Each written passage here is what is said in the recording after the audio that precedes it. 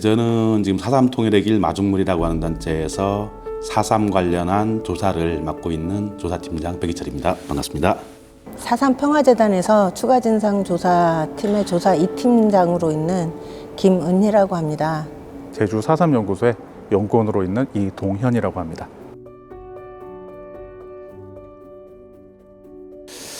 저희가 이번에 4.3 항쟁의 길을 걷다 첫 번째 노루름편 조사 보고서를 이렇게 만들었는데요. 지금까지 제주 4.3 관련해서 진상규명 활동이라든가 여타의 노력들이 그동안 많이 있어 왔습니다. 한데 그것들이 아직까지는 해안에서부터 중산간 마을까지만 대부분 조사가 되어졌고, 그 위에 즉 산으로 올랐던 사람들의 이야기는 배제되어 있는 그런 형태라서 하기 때문에 반드시 이 부분도 조사되어야만이, 그리고 함께 되어야만이 4.3이 진정한 해결을, 그리고 4.3의 진정한 진상규명이 되어질 수 있다고 생각해서 이런 활동을 하고 이런 보고서를 내기 시작하게 됐습니다.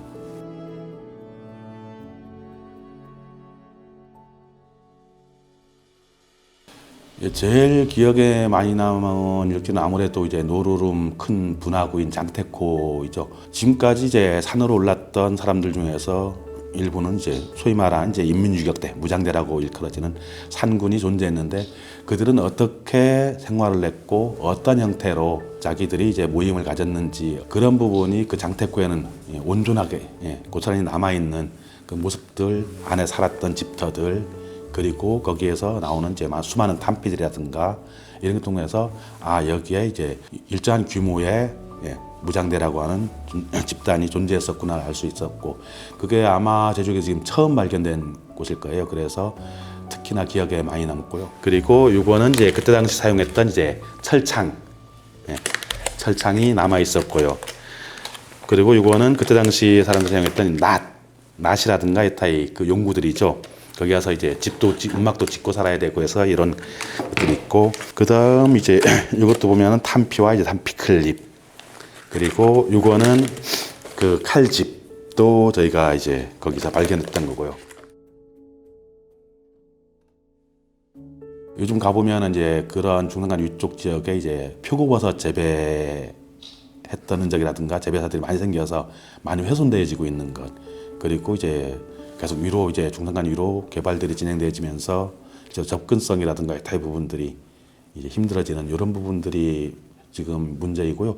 그 다음 또 하나는 지금 그동안 이제 여타의 4.3을 연구하는 분들이 그 전에 살았던 분들에 대한 이제 증언이라든가 한데, 이런 부분들이 이제 전체적으로 모아져서 잘 정리가 안 되어 있다 보니까 그런 증언에 의해서 찾고 그 현장을 이제 보고해야 되는데 그것들이 잘 안 되는 부분들이 좀 힘들죠.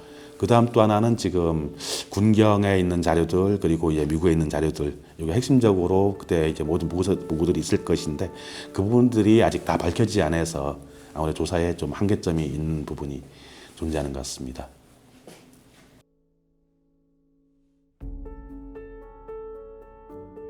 일단은 이제 그 유적지 조사하는 것 자체가 결코 작은 사업이 아니거든요.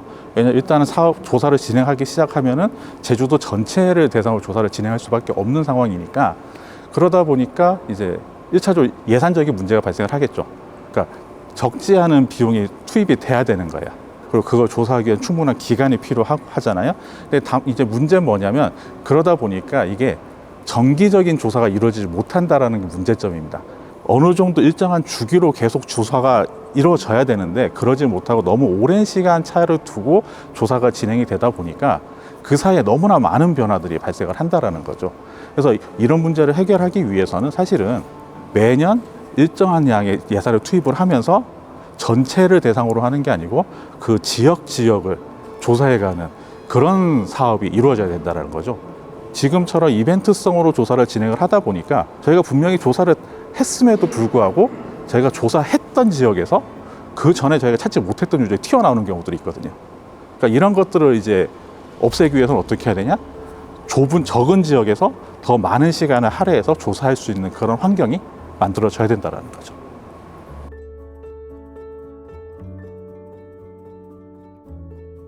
이게 70주년을 맞이해서 그때 많이 전국화되고 세계화되는 이런 부분에 기여했다는 것이 그 오면서 4.3 공원을 찾아오고 유적지 기행을 하고 하는 부분에서 진짜 제주를 많이 왔다 하는 분들조차도 이 4.3은 처음이다 하시는 분들이 많았었거든요.